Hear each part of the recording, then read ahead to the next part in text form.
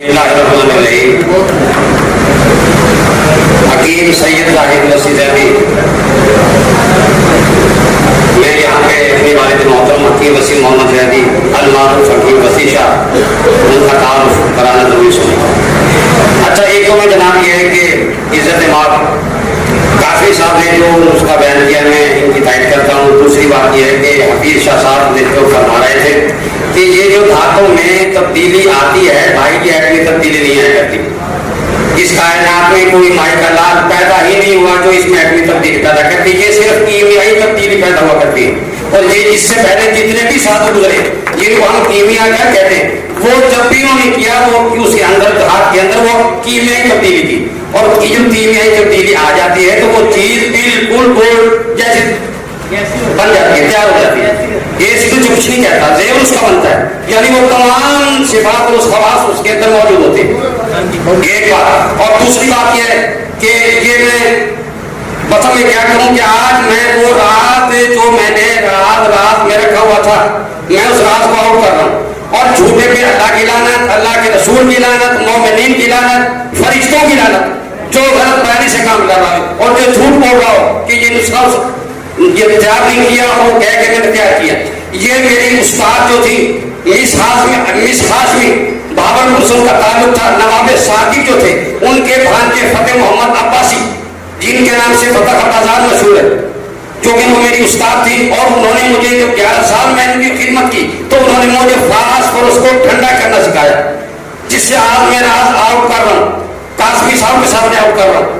اور آپ کل کیا کریں اگر یہ نہ ہو، صرف 5 منٹ کے اندر جناب فاسفورس ٹھنڈا ہو جاتا ہے۔ اب آپ نے کرنا کیا ہے سنیے، پھر میں بات کر رہا ہوں۔ حکیم سید زاہد وسیع زیدی میرا نام ہے، اگر نہ بنے مجھ پہ لعنت کرنا، صبح شب 3 ٹائم لعنت کرنا، اور میں یہ جذبات میں آگر اس کا بیان کر رہا ہوں۔ بڑے افسوس کی بات ہے، حافظ شاہ صاحب بیان کر رہے ہیں کہ بھائی ایٹمی تبدیلی نہیں آیا کرتی، صرف کی میں تبدیلی آتی۔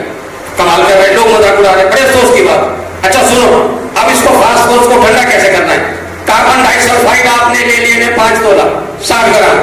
سنیے، کاربن ڈائی sulphide 60 gram, phosphorus 12 gram.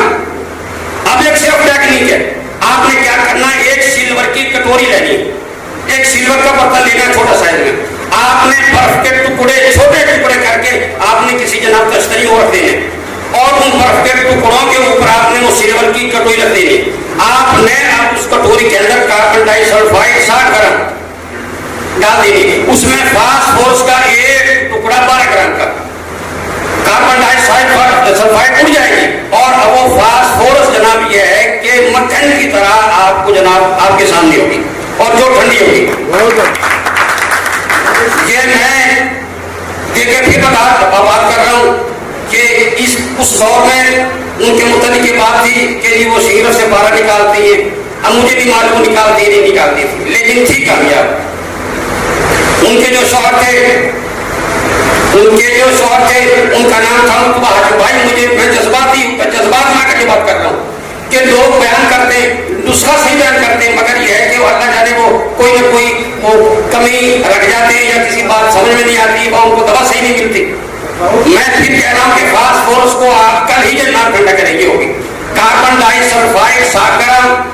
Phosphorus 12 gram. صرف اس میں ٹیکنیک یہ ہے کہ اگر برف کے ٹکڑوں پر آپ کو کٹوری رکھیں گے تو یہ ٹھنڈا ہوگی ورنہ نہیں ہوگی۔ میں نے اس کا بیان کر چکا ہوں، اب آگے آپ جناب آپ جانے، آپ کا کام جانے۔